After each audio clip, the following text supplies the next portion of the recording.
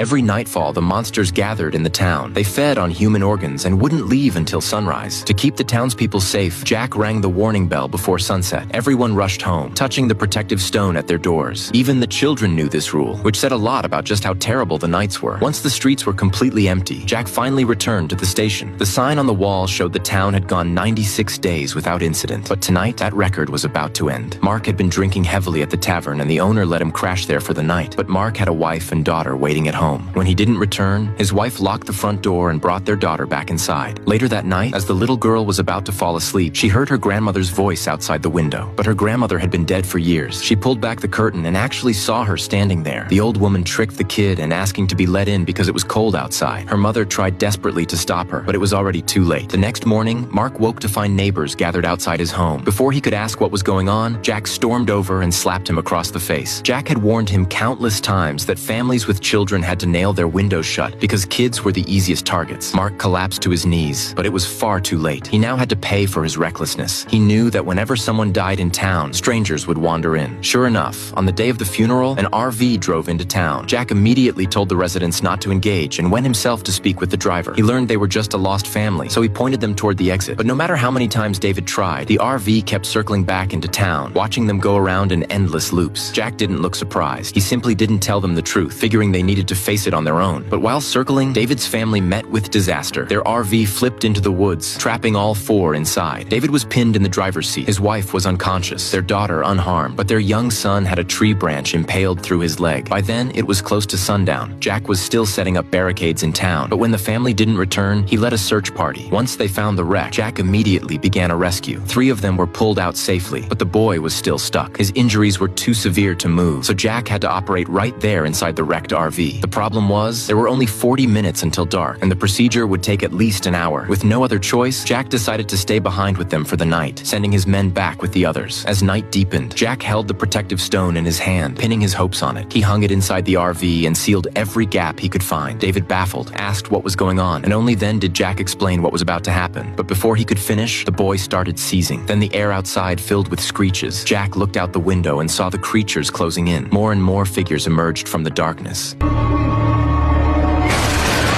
Every nightfall, the monsters gathered in the town. They fed on human organs and wouldn't leave until sunrise. To keep the townspeople safe, Jack rang the warning bell before sunset. Everyone rushed home, touching the protective stone at their doors. Even the children knew this rule, which said a lot about just how terrible the nights were. Once the streets were completely empty, Jack finally returned to the station. The sign on the wall showed the town had gone 96 days without incident. But tonight, that record was about to end. Mark had been drinking heavily at the tavern, and the owner let him crash there for the night.